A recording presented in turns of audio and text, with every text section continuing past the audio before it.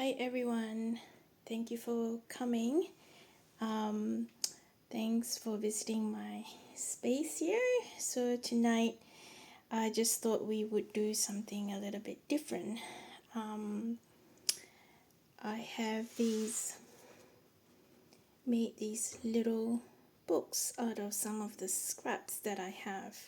So I thought it might be a great idea to show you how I actually made these books. Okay.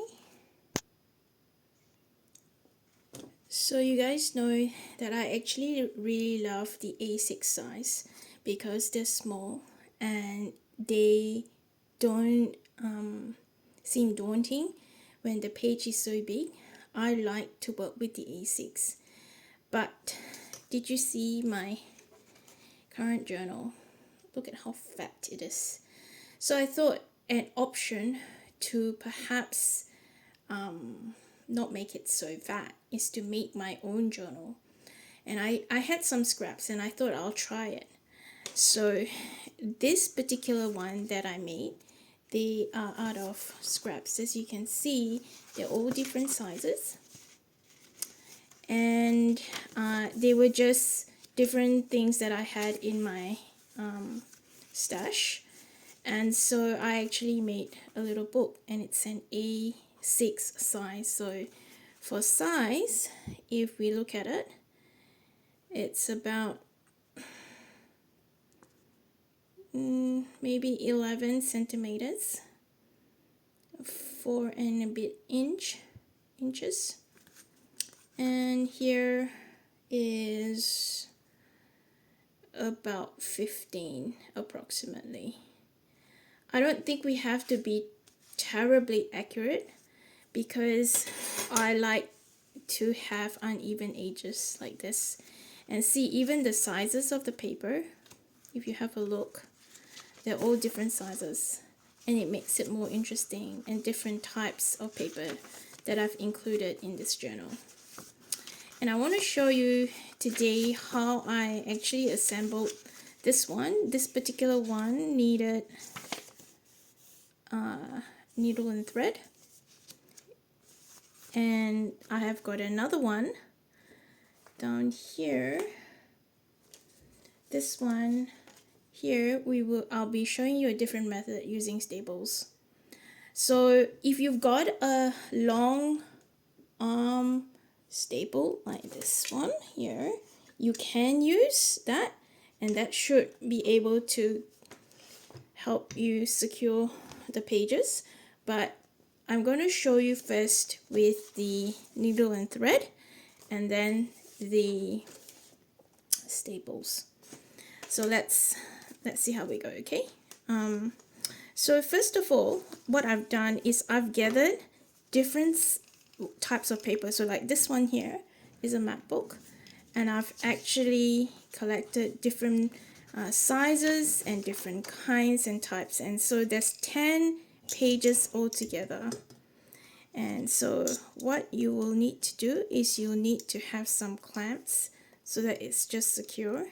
And I've actually labeled here, I don't know if you can see, number 1 and number 3. So I've just threaded my needle here with some thread. This is one of my embroidery threads that I've used, and just make sure that it's long enough, and I've tied a knot at the end. So I'm just going to go through here. Oh, and before that, sorry, I forgot to tell you that I've used this this pick, machine pick, you know, when you pick your threads. I've actually created a hole right through, so to actually make it easy for the needle to go through the entire 10 pages like that, and that should help. And so I'm going to go through here, right, and pull it right through.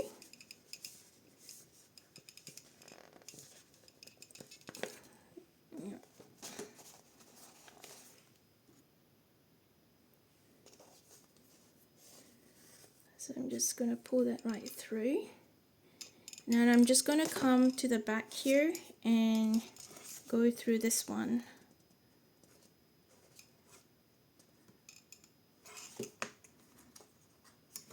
I might make the hole bigger.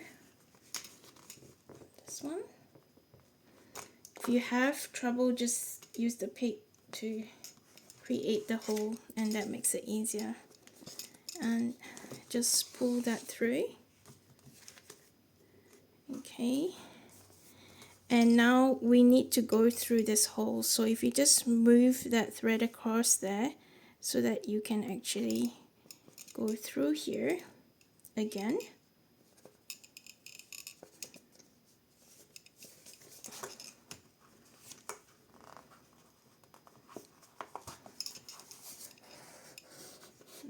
Pull that through. So that should sit okay. And then we're going to go through the back, and I might make the hole again through there, because sometimes it doesn't go through all the layers.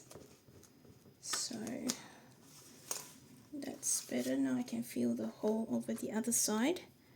I'm just using the thread and needle, push that through.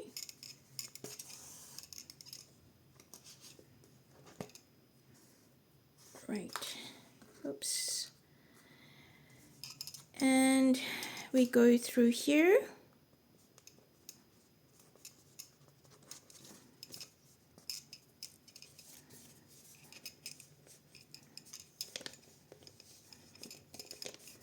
I think if you make your hole bigger, it would be easier to pull through. Alright, and then this needs to go through here. Okay, so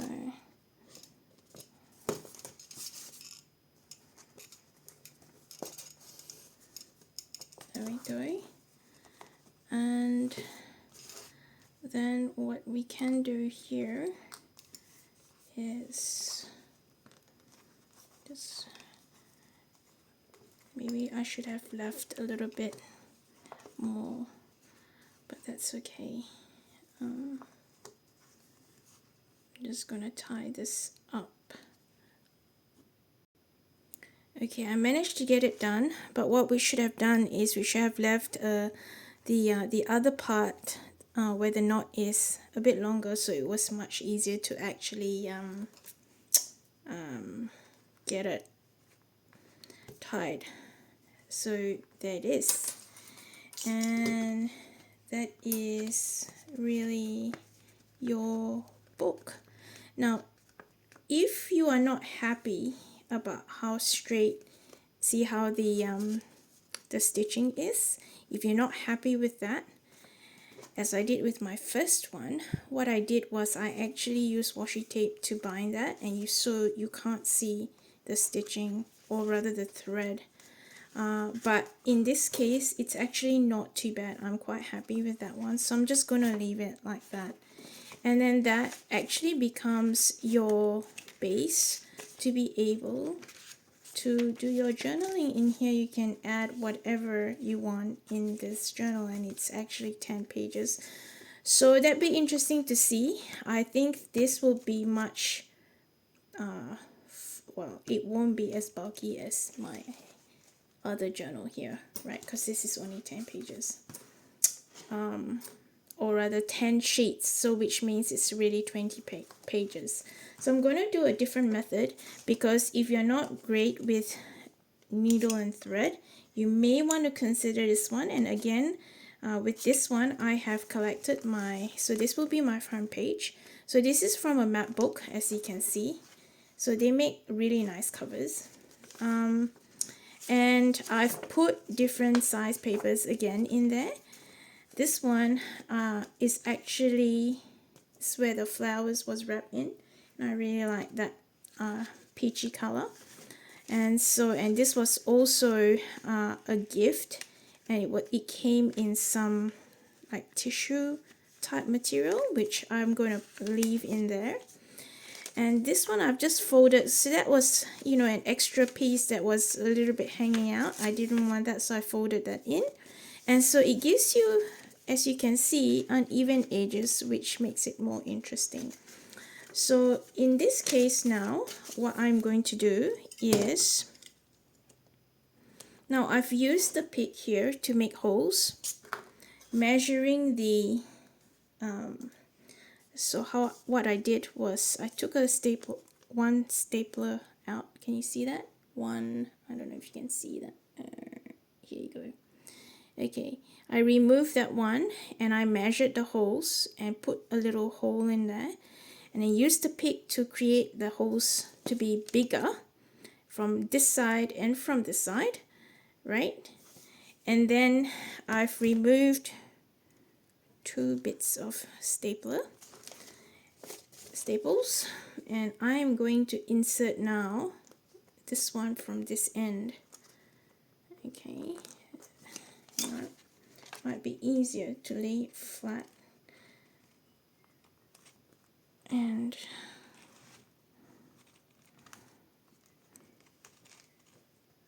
so I've got that one in there, and I'm going to do the other one. It is a little bit fiddly, but if you, I think, just put it down like that. And I like using, can you see my surface? I'm actually using like an old calendar. I know it says January, but I actually got this from Kmart for $1. They were clearing. And I like to use this as a surface because once it gets really all yucky, I just chuck it away, rip it and chuck it away. Anyway, look at that, right? If you turn it around, you can see the staples here. And so now what I'm going to do is I'm just going to flatten it. I'm just going to remove this. I use these clamps because they just hold the pieces of sheets together.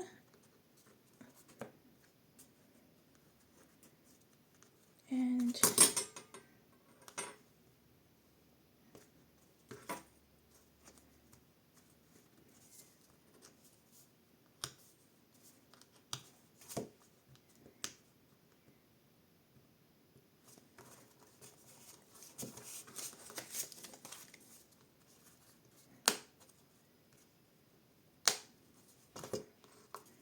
this one's a bit tricky.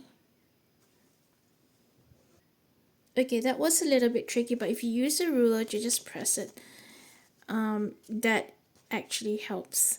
So that's, if you just move that across and just flatten it,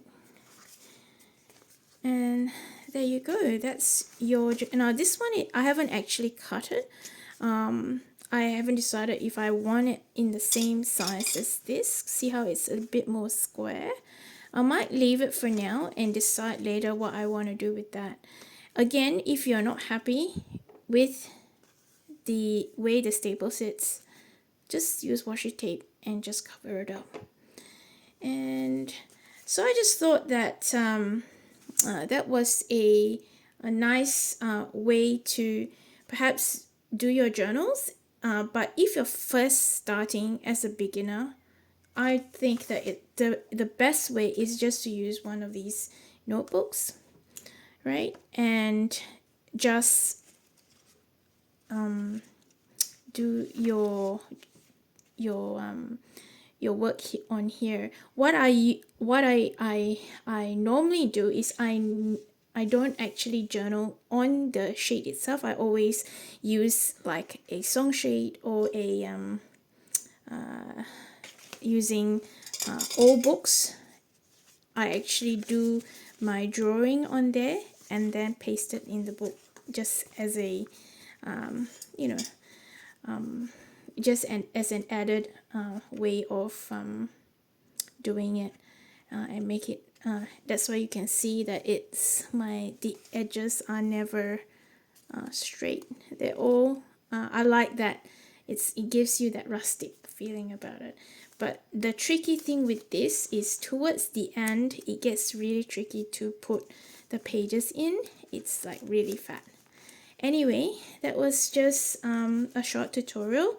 Yeah, let me know what you think. Have you tried making your own books, or do you prefer just using a journal like this? I think there's different ways of doing it. So yeah, happy creating.